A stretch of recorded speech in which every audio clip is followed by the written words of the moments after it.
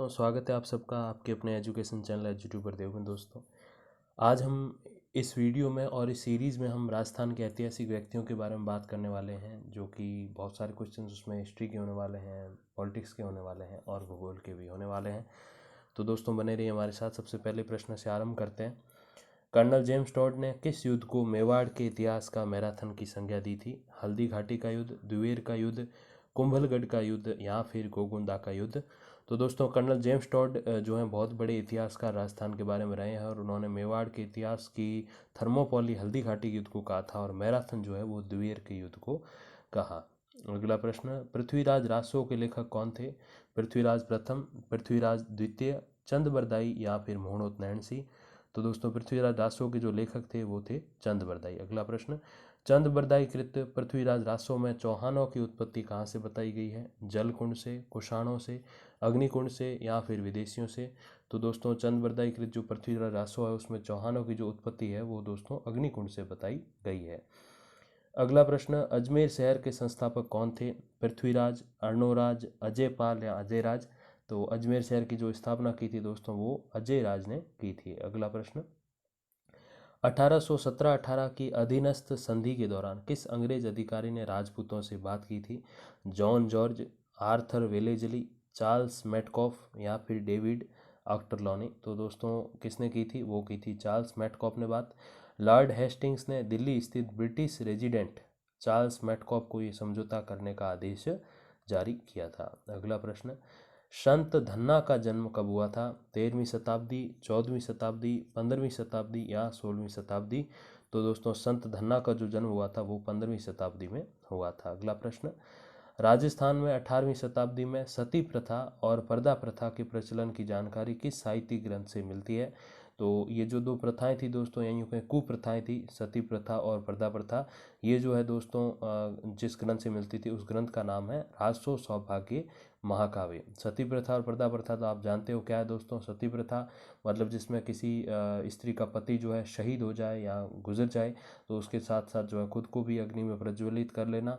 और पर्दा प्रथा तो आपको पता ही है, घूंघट वाली प्रथा, मुंह छिपाना या यूँ कहें संकोच की एक जो प्रथा जो अभी भी चली आ रही है कई जगह, तो वो जो है पर्दा प्रथा कहलाती। तो ये दो प्रथाओं के बारे में जो बात थी वो राजसो सौभाग्य महाकाव्य में मिलती हैं। अगला प्रश्न, किस परमार राजा को कवि वृक्ष की उपाधि दी गई थी? देव, मुंज, भोज या फिर इनमें से कोई नहीं? तो दोस्तों, वो कौन से परमार राजा थे? वो परमार राजा थे मुंज। अगला प्रश्न, जोधपुर के महाराजा मानसिंह के काव्य गुरु कौन थे?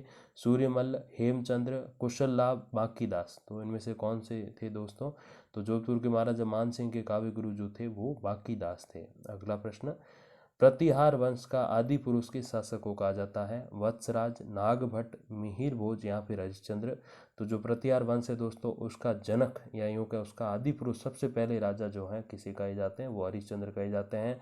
सबसे पहले जो महत्वपूर्ण शासक थे जिनका नाम हमने कई बार हिस्ट्री में पढ़ा है वो है नागभट्ट प्रथम।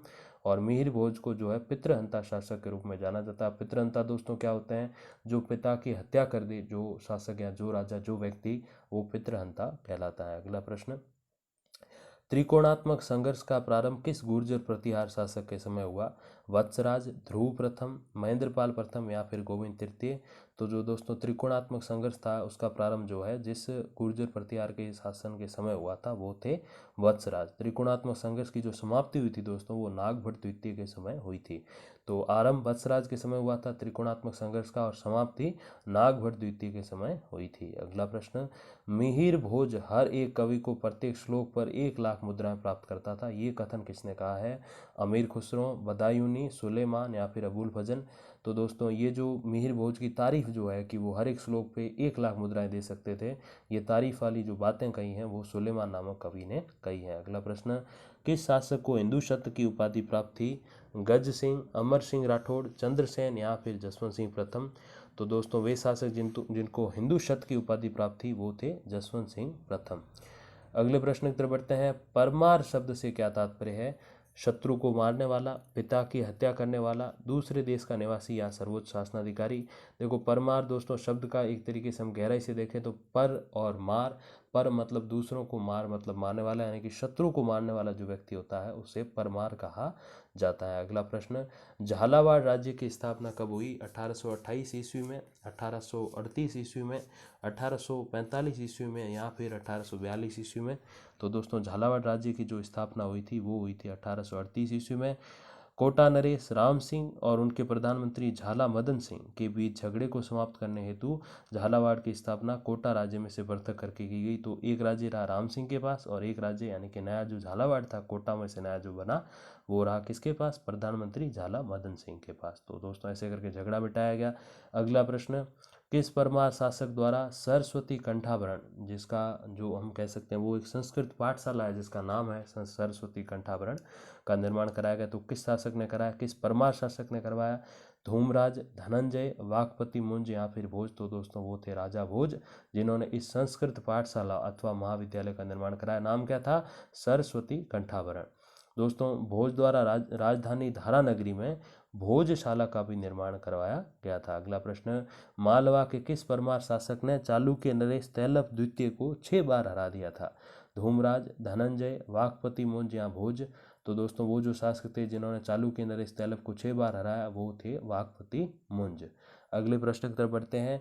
11वीं शताब्दी के दौरान मध्यकाल में संस्कृत शिक्षा का सबसे बड़ा केंद्र कौन सा था? विदिशा, पटना, अजमेर या धारानगरी? तो 11वीं शताब्दी के दौरान दोस्तों मध्य भारत में संस्कृत शिक्षा का सबसे बड़ा केंद्र जो था वो धारानगरी था। अगले प्रश्न की तरफ बढ़ते हैं। ब्रिटिश शासन द्वारा राजस्थान के प्रति अपनाई जाने वाली अधीनस्थ संघ की नीति कब से कब तक चली थी, मतलब उसका कालक्रम क्या था? 1870 से 1950, 1858 से 1947, 1847 से 1958 या फिर 1880 से 1947? तो ये अधीनस्थ संघ की जो नीति चली थी दोस्तों वो काफ़ी लंबी चली थी, 1858 से 1947 तक। अगला प्रश्न दोस्तों, मालवा के राजा भोज द्वारा किस सदी में सीमदेश्वर महादेव मंदिर का निर्माण कराया गया? तो दोस्तों मालवा के राजा जो भोज थे उन्होंने कौन सी सदी में सीमदेश्वर महादेव का मंदिर का निर्माण कराया था? और जो वो सदी थी दोस्तों वो थी 11वीं सदी। उस दौरान उन्होंने सीमदेश्वर महादेव मंदिर का निर्माण कराया गया था। अगला प्रश्न, उससे पहले कुछ बिंदु भी हैं दोस्तों, कुछ तथ्य। राजा भोज जो थे वो परमार वंश के शासक थे, आपको पता होगा। और इस मंदिर का जो जीर्णोद्धार था मतलब जो रिपेयरिंग थी वो 1428 ईस्वी में महाराजा मोकल के द्वारा कराई गई थी। अगला प्रश्न, परमार शासक भोज द्वारा संस्कृत पाठशाला का निर्माण कहाँ कराया गया? जोधपुर, जयपुर, जालौर, नागौर? तो दोस्तों हमने कुछ ही प्रश्न पहले पढ़ा था कि राजा भोज ने एक संस्कृत जो है पाठशाला या संस्कृत महाविद्यालय खोला था। तो दोस्तों वो राजा भोज ने वो कहाँ खोला था? वो खोला था जालौर में। और इस पाठशाला का दोस्तों जो नाम था वो तोप खाना था। हालांकि तोप खाने का मतलब वो जगह होती है ना तोपें रखी होती, गोले रखे होते हैं, लेकिन ये तोप खाना एक पाठशाला का नाम था। और एक तोपखाना से मुझे एक और बात भी याद आ रही है कि जयपुर में एक ऐसा जगह है, एक मोहल्ला है, एक कॉलोनी है जिसका नाम भी तोपखाना है। तो ये भी एक इंटरेस्टिंग फैक्ट हो गया दोस्तों। अगला प्रश्न, अग्रलिखित में से राजा भोज द्वारा लिखित ग्रंथ कौन कौन से हैं? अ सम्रांगण सूत्रधार, ब तिलक मंजरी, स कूर्म शतक युक्ति या फिर द कल्पतरु? तो इनमें से कौन कौन से ग्रंथ हैं जो राजा भोज ने लिखे हैं? केवल ब एवं स, स एवं द या फिर ये सभी? तो दोस्तों ये सभी ग्रंथ जो है वो राजा भोज के द्वारा लिखे गए हैं। इन 4 ग्रंथों के अलावा भी कई ग्रंथ लिखे हैं। तो सबसे पहला है राजा मार्तंड और श्रृंगार प्रकाश नामक 2 ग्रंथ जो हैं उनके रचयिता भी राजा भोज ही थे, जिसमें से राजा मार्तंड से भी ज़्यादा इंपॉर्टेंट है श्रृंगार प्रकाश, ये कई बार एग्जाम्स में आता है। तो उसके रचयिता कौन थे? राजा भोज। अगला प्रश्न, लॉर्ड मेयो द्वारा अजमेर दरबार का आयोजन कब किया गया था? 1855, 1870, 1890 या फिर 1888? तो दोस्तों लॉर्ड मेयो ने जो अजमेर दरबार लगाया था वो 1870 में लगाया था, 22 अक्टूबर 1870 को। अगला प्रश्न, प्रारंभ में चौहान किसके सामंत थे? गोहिलों के, प्रतिहारों के, परमारों के या राठौड़ों के? तो दोस्तों शुरुआत में प्रतिहारों के सामंत थे कौन? चौहान वंशी। अगला प्रश्न, चौहान वंश की सबसे प्रसिद्ध शाखा कौन सी थी? रणथंभौर, सिरोही, जालोर या शाकंभरी? तो चौहान वंश की जो सबसे प्रसिद्ध शाखा थी दोस्तों वो थी शाकंभरी शाखा। शाकंभरी शाखा को सपादलक्ष अथवा सांबर शाखा के नाम से भी जाना जाता है। इन चौहानों का जो मूल स्थान था वो नाडोल यानी कि पाली जो था वो था। इनका आदि पुरुष वासुदेव चौहान था। अगला प्रश्न, किस चौहान शासक द्वारा सांभर झील का निर्माण कराया गया? अजय राज, वासुदेव चौहान, विग्रहराज द्वितीय या फिर अर्णोराज? तो दोस्तों वो शासक जिन्होंने सांभर झील बनवाई वो थे वासुदेव चौहान। चौहान वंशी सबसे शक्तिशाली शासक जो कहे जाते हैं वो विग्रहराज द्वितीय कहे जाते थे। अगला प्रश्न, आना सागर झील का निर्माण किस शासक द्वारा करवाया गया? गुवक प्रथम, सोमदेव, अर्णोराज या विग्रहराज चतुर्थ। तो जो आना सागर झील है दोस्तों, उसका निर्माण जो है वो अर्णोराज ने करवाया था। आना सागर झील का निर्माण 1137 में कराया गया था। किसने करवाया था? अर्णोराज ने करवाया था।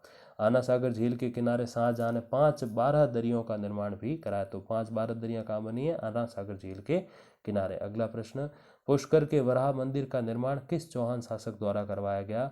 अजयराज, अर्णोराज, बीसल देव या विग्रहराज। तो दोस्तों पुष्कर का जो वराह मंदिर है उसका निर्माण जो है वो अर्णोराज द्वारा कराया गया था। अगला प्रश्न, ब्रिटिश सरकार द्वारा किस वर्ष जोधपुर के राज्य के साथ नमक संधि की गई? 1888, 1870, 1867 या 1896।